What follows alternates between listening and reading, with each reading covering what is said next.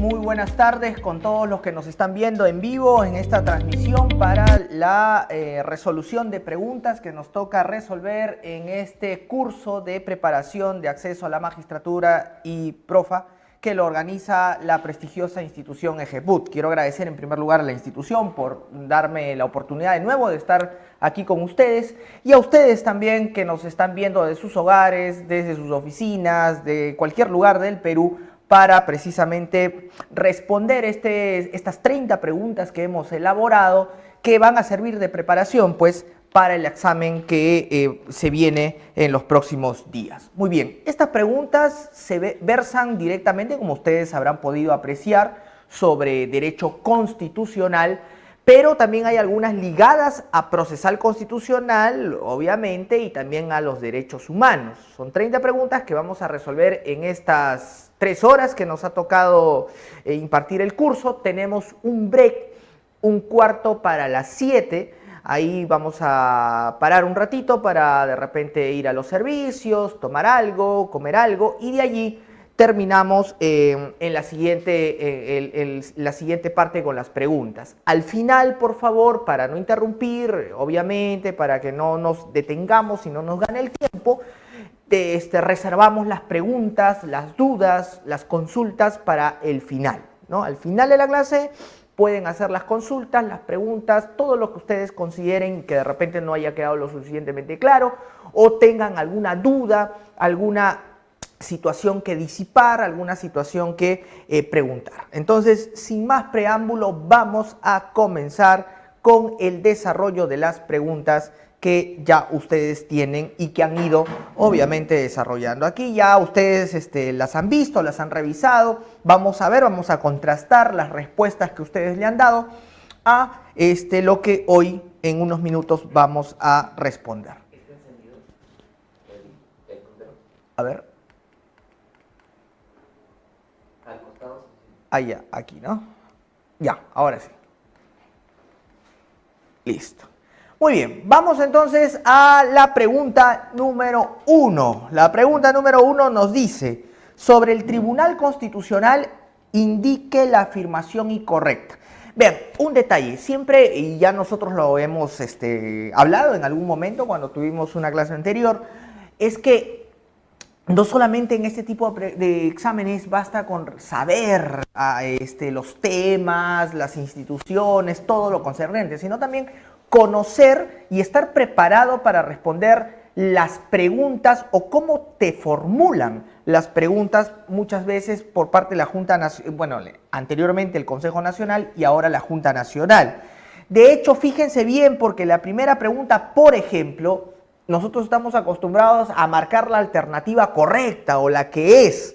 No siempre va a ser así. Van a encontrarse con preguntas en donde lo que te piden no es la alternativa correcta, no es la verídica, sino por el contrario, te piden la afirmación que no corresponde, la falsa, la incorrecta. Entonces, si tú de repente no lees bien y estás con la idea de que te van a preguntar la alternativa correcta, entonces vas a perder tiempo porque te vas a encontrar lógicamente con 4 alternativas de las cuales 3 son correctas y una es falsa. Y en vez de inmediatamente saber que la falsa es la que tienes que marcar, dejas de lado la falsa y comienzas a preguntarte una y otra vez, pero hay 3 respuestas correctas, ¿cuál será? ¿Cuál será?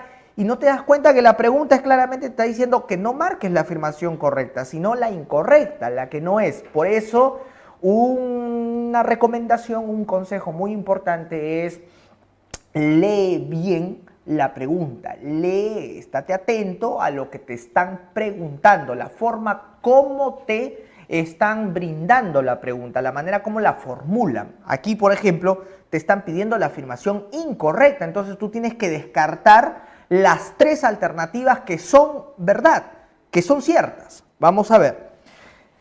A, ¿es el órgano de control de la Constitución? Sí, efectivamente, el Tribunal Constitucional es el órgano de control máximo de la Constitución, como dice el artículo 201 de la Constitución, es el órgano máximo de control, su supremo intérprete.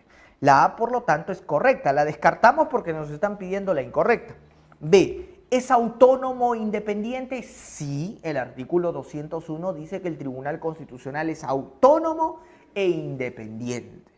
C, ¿se compone de 7 miembros? Sí, efectivamente, se compone de 7 magistrados el Tribunal Constitucional, repartidos en 2 salas, la sala 1, sala 2, y obviamente los 7 juntos conforman el Pleno del Tribunal Constitucional. La C también es correcta. Y D, ¿sus miembros son elegidos por 7 años? No, solo por 5 años es la elección. Ahí la respuesta entonces es incorrecta. No son elegidos por 7 años. Y por si acaso no hay reelección inmediata. ¿Ya? Les eligen por 5 y no hay reelección inmediata. La alternativa incorrecta entonces a ojos cerrados es la alternativa D. No son elegidos por 7 años. Artículo 201 de la Constitución. Pregunta número 2. En casos especiales, el Poder Ejecutivo por delegación del Congreso puede dictar. Acuérdense ustedes que el Congreso de la República no es el único órgano que puede legislar. De hecho, hay otras normas que tienen el rango legal igual que las leyes ordinarias. El artículo 200, inciso 4 de la Constitución, hace referencia a las normas con rango legal en nuestro país, que son las leyes, por supuesto, los decretos legislativos, los decretos de urgencia, los tratados internacionales, con excepción de los de derechos humanos, que ya vamos a ver en su momento que tienen rango constitucional, el reglamento del Congreso, las ordenanzas municipales y las normas regionales de alcance general. Entonces, los decretos legislativos son normas que tienen rango legal, pero que no son emitidas por el Congreso, sino que son emitidas por el órgano ejecutivo. El presidente de la República puede emitir decretos legislativos, es una especie de legislación supletoria. Pero para emitir el decreto legislativo, acuérdense también, la Constitución establece que el Congreso tiene que darle la potestad, tiene que delegarle la potestad legislativa. Y eso lo hace mediante una ley autoritativa. El Congreso de la República, para darle la potestad al presidente de la República de que emita un decreto legislativo, lo tiene que hacer con una ley autoritativa. La ley autoritativa no solamente le va a establecer la potestad, le va a dar el permiso al Ejecutivo, sino que la ley autoritativa le va a establecer el plazo que tiene y la materia a través de la cual el Ejecutivo va a ejercer la función legislativa. ¿Para qué va a legislar? Tanto el plazo como la materia se encuentran establecidas en la ley autoritativa, que es la ley que le otorga el permiso al Ejecutivo por parte del Congreso para legislar. Entonces dice acá, ¿no? En casos especiales, el Poder Ejecutivo por delegación del Congreso puede dictar decretos legislativos. Pues no, es la norma que el Ejecutivo puede emitir sobre una materia determinada en un plazo determinado con autorización por parte del Congreso de la República. Decretos provisorios, eso no existe. Decretos leyes tampoco, porque los decretos leyes, acuérdense, se emiten en gobiernos de facto, cuando no hay ordenamiento jurídico. Y resoluciones supremas tampoco, porque las resoluciones supremas son normas reglamentarias, pero no son normas legales ni requieren del permiso del Congreso por delegación para que el Ejecutivo legisle. Por lo tanto, alternativa A sería la correcta en esta pregunta número 2. Siguiente. Son los decretos, dice, que emite el Poder Ejecutivo con la finalidad de reglamentar las leyes dadas por el Congreso y los decretos legislativos.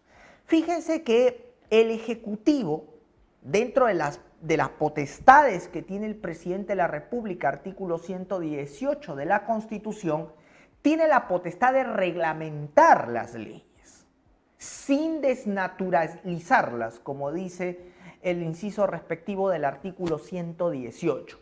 Y cómo el Ejecutivo, cómo el presidente de la República reglamenta las normas sin desnaturalizarlas, lo hace a través de decretos supremos. Los decretos supremos son las normas reglamentarias, son las normas que sin desnaturalizar, sin trastocar las leyes, obviamente la desarrollan, la precisan. Hay que tener en cuenta que los decretos, como las resoluciones supremas, los reglamentos, son normas infralegales y como tal están dentro de la pirámide normativa en el último escalón. Por encima de estas normas infralegales están las normas legales y por encima de las normas legales están, por supuesto, las normas constitucionales. Entonces, para mantener esa jerarquía, ninguna norma inferior debe vulnerar a una norma superior. Ahora, ¿qué pasa si, obviamente, una norma inferior vulnera una norma superior? Viene el control normativo. Por ejemplo, si hablamos de que las normas legales eventualmente podrían vulnerar a la Constitución, el control normativo es el control constitucional que se puede dar a través del modelo difuso o del modelo concentrado. El proceso de inconstitucionalidad, por ejemplo, donde el Tribunal Constitucional actuaría, tendría la labor de fiscalizar pues, que esa norma legal no vaya a contravenir la norma constitucional. Y si se trata de normas infralegales como estos decretos, estas resoluciones, estos reglamentos, existe también un proceso especial que se va a encargar de fiscalizar, que es el proceso de acción popular, sin perjuicio del control difuso, lógicamente. Y en el caso de la acción popular, donde el monopolio, la competencia la tiene de manera exclusiva el Poder Judicial en doble instancia a través de la Sala Superior y de la Corte Suprema, el Poder Judicial va a fiscalizar que esa norma infralegal ya no solamente vaya a vulnerar la Constitución, sino que ya no vaya a vulnerar también a la norma que está por encima de ellas, que es la norma legal o el conjunto de normas legales, las leyes, los decretos legislativos, los decretos de urgencia, todas esas normas establecidas expresamente en el artículo 200, inciso 4. Entonces aquí dice, son los decretos que emite el Poder Ejecutivo con la finalidad de reglamentar las leyes dadas por el Congreso y los decretos legislativos. ¿Decreto directoral? No, porque estamos hablando de normas que van a reglamentar a las leyes y a otras normas legales como los decretos legislativos. El decreto jefatural, no, tampoco. El decreto gerencial, no, tampoco. El decreto supremo, sí, el decreto supremo es la norma reglamentaria por excelencia que se encarga de desarrollar, de precisar los alcances de una ley o de un decreto legislativo sin desnaturalizarlo. Alternativa D, entonces, es la respuesta en este caso. Siguiente pregunta. El gobierno del Perú es unitario, representativo y descentralizado y se organiza según el principio de.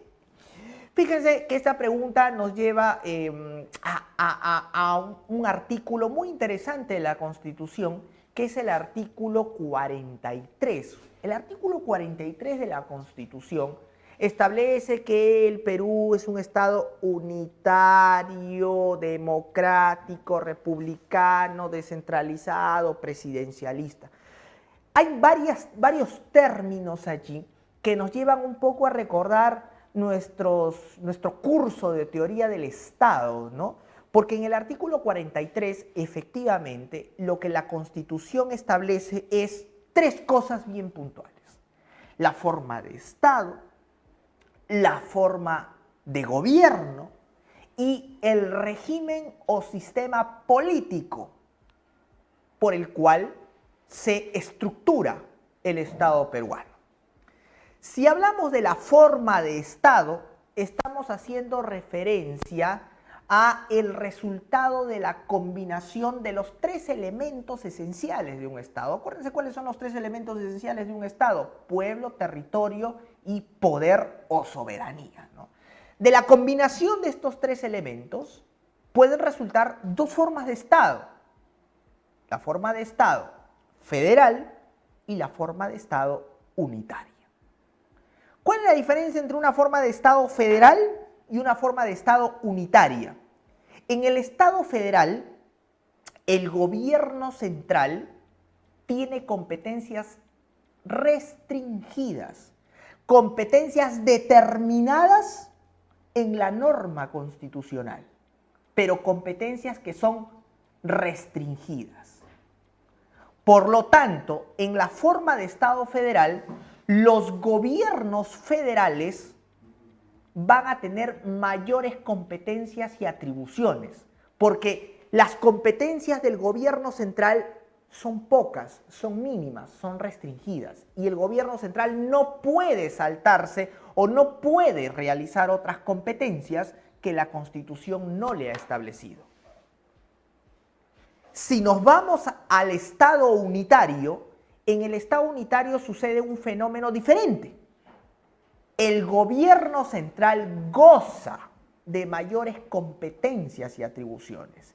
Y si bien existen los gobiernos, por ejemplo, regionales, que son, vamos a decir, equivalentes a los gobiernos federales, estos gobiernos regionales más bien gozan de competencias y atribuciones, pero de carácter restringido, porque es el gobierno central allí el que va a tener mayores competencias y atribuciones. Lo que no sucede en un Estado federal, donde son los gobiernos federales los que tienen mayores competencias y atribuciones que el gobierno central. ¿En qué se asimilan? ¿Cuál es, digamos, la característica en común entre un Estado unitario y un Estado federal? Que existe una sola soberanía. Claro, porque si en el Estado federal hubieran los gobiernos federales, cada uno tendría su propia soberanía, ya no estaríamos hablando de Estado federal, pues estaríamos hablando de estados independientes, ¿no? En todo caso formarían una confederación, pero no un Estado federal. La característica común entre un Estado federal y un Estado unitario es que gozan de una sola soberanía. Pero en cuanto a las competencias, la distribución de las competencias, ahí la diferencia. En el Estado federal, los gobiernos federales tienen más competencias y atribuciones que el gobierno central. Y en el Estado unitario, al revés. El gobierno central tiene mayores competencias y atribuciones que los gobiernos regionales. Ahora, dentro del Estado unitario, hay dos formas de Estado unitario. El Estado unitario centralizado y el Estado unitario descentralizado. El Estado unitario centralizado es aquel donde los gobiernos regionales o los representantes máximos de los gobiernos regionales, que podría ser en el caso del Perú los presidentes regionales, son elegidos directamente por el presidente de la República. O sea, ahí no hay elección de gobernadores, de presidentes regionales, no, es el presidente el que los pone. Es un Estado unitario centralizado. Lo que no sucede con el Estado unitario descentralizado, donde el presidente de la República no escoge, no pone a los presidentes regionales, sino que estos son elegidos por voluntad soberana, democrática del pueblo. Entonces, si hablamos de qué forma de Estado es el Perú, creo que queda claro que por esa razón nosotros somos un Estado unitario y descentralizado. Estado federal es, por ejemplo, Argentina, es Brasil, es Estados Unidos, que es el creador de esta forma de Estado, pero no el Perú. Esa es la forma de Estado. Por otro lado, tenemos la forma de gobierno. ¿Y a qué hace referencia la forma de gobierno? La forma de gobierno se refiere a cómo está distribuido el poder político entre los distintos órganos y o poderes del Estado. Hay, por ejemplo, gobiernos monárquicos absolutistas, gobiernos monárquicos constitucionalistas y gobiernos republicanos, presidencialistas o parlamentaristas. Bueno, nosotros no tenemos forma de gobierno monárquica, nosotros tenemos una forma de gobierno republicana. Oye, ¿y cuál es la diferencia entre la monarquía y la república? Que en el caso de la monarquía, muchas veces, por ejemplo, en el caso de las monarquías absolutistas, el poder está concentrado en el ejecutivo, cuya cabeza es el rey o la reina. Ya no sucede en Europa, pero sí sucede en Medio Oriente. Ese rol de Estado monárquico absolutista lo tienen, por ejemplo, los jeques en Emiratos Árabes, en Qatar, en Arabia Saudita. O sea, todavía existen gobiernos monárquicos absolutistas. O sea, no digan que no, sí existen, ahí está, en Medio Oriente. Hay gobiernos monárquicos ya no absolutistas, sino constitucionalistas, como es el caso de Inglaterra o como es el caso de España, donde allí la monarquía ya no concentra el poder, pero representa al Estado, la reina Isabel o el rey Felipe en España. Nosotros no tenemos reyes, por lo tanto no tenemos ni monarquía absolutista, ni tampoco monarquía constitucionalista. Nosotros somos república. En la república, ¿qué sucede? El poder está distribuido de manera equitativa y se rige bajo dos principios elementales que nacieron allá a finales del siglo XVIII, con la Revolución Francesa y con la independencia de los Estados Unidos. Las dos grandes revoluciones, históricamente hablando, de la humanidad, marcaron un antes y un después, definitivamente.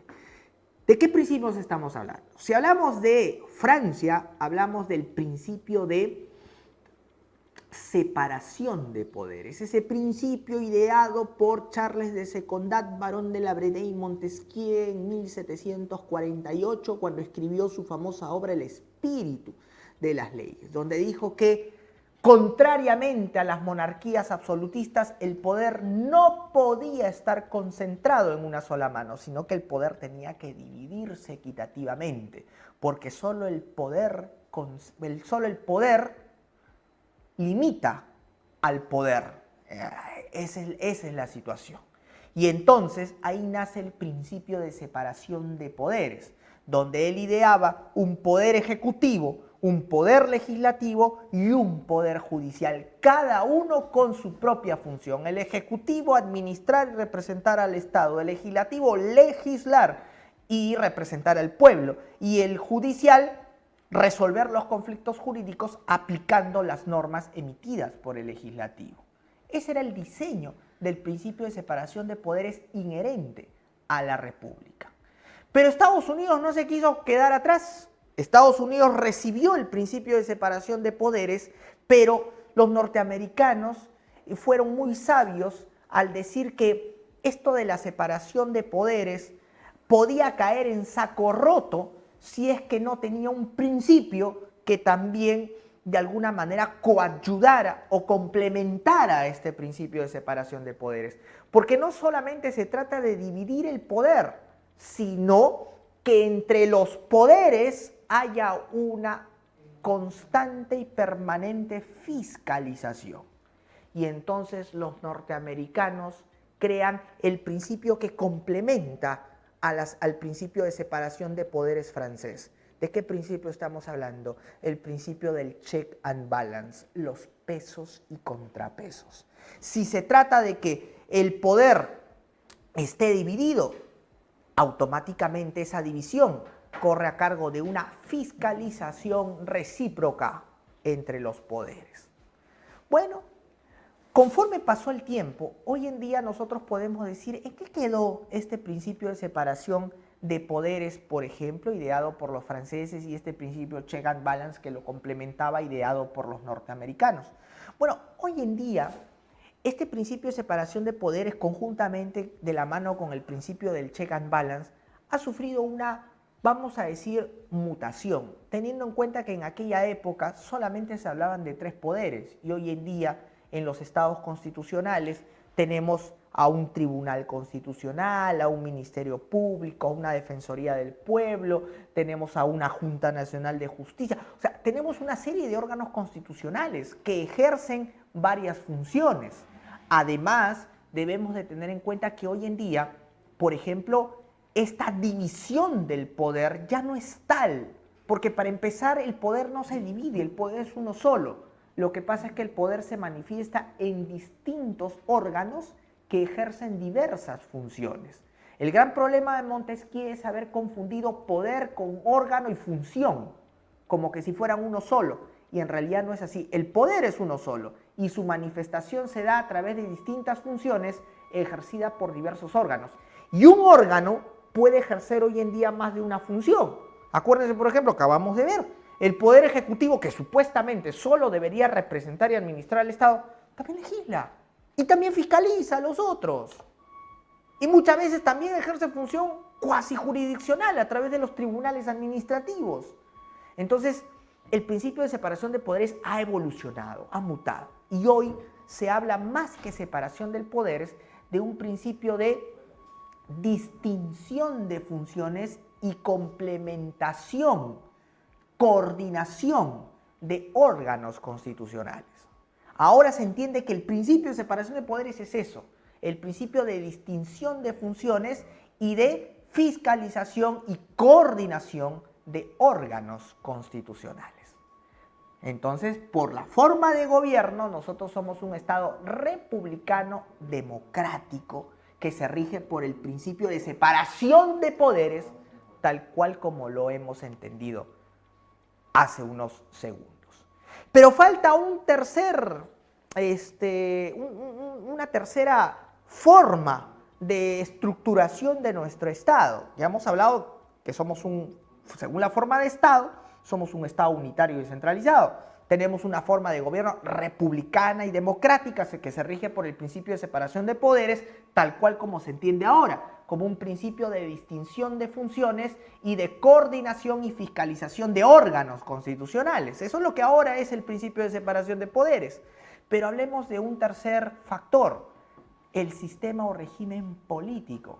Oye, ¿y a qué se refiere el régimen o sistema político? El régimen o sistema político se refiere a quién dentro del Estado, a qué órgano dentro del Estado goza de mayor protagonismo, goza de mayor, vamos a decir, de mayor, no le podemos llamar figuratismo, pero de mayor trascendencia en el Estado. Muy bien. Según el régimen político, ¿a qué órgano goza de mayor trascendencia dentro del Estado, mayor protagonismo? Tenemos dos formas de régimen político. El régimen político presidencialista y el régimen político parlamentarista. Y ahí ustedes se darán cuenta en qué régimen resalta más uno el otro. En el régimen político presidencialista es el presidente de la República que obviamente tiene mayor rol protagónico. Es la figura que concentra dos funciones. Es jefe de Estado porque representa a la nación y es jefe de gobierno porque dirige la política estatal. Es el caso clarísimo del Perú. Nuestro presidente es jefe de Estado y jefe de gobierno. El primer ministro, como le llaman, que equivocadamente nosotros no tenemos primer ministro, nosotros lo que tenemos es un presidente del Consejo de Ministros, que simplemente es un portavoz del presidente de la República. Claro, es su principal portavoz, pero solo eso. Y goza de la potestad y de la confianza del presidente, a tal punto que el presidente cuando quiere lo saca. O sea, es un vocero. No es un premier ni un primer ministro como es en el otro régimen político, porque acá el presidente de la República es jefe de Estado y jefe de gobierno. Lo que no sucede en los sistemas parlamentaristas, donde es el parlamento el que goza de mayor protagonismo. ¿Por qué? Porque allí el parlamento casi subordina al ejecutivo, teniendo en cuenta que el jefe de Estado y el jefe de gobierno son distintos. El jefe de Estado solo representa a la nación. Ejemplo, en los estados monárquicos, la reina o el rey. ¿Y quién es el jefe de gobierno? El que dirige la política estatal. Y ese jefe de gobierno no es elegido por el pueblo, sino que el parlamento lo elige directamente, el premier o primer ministro. Y ese primer ministro goza necesariamente de la confianza no del presidente ni del rey, sino del parlamento. El parlamento lo puede sacar cuando considera necesario. Es decir, el parlamento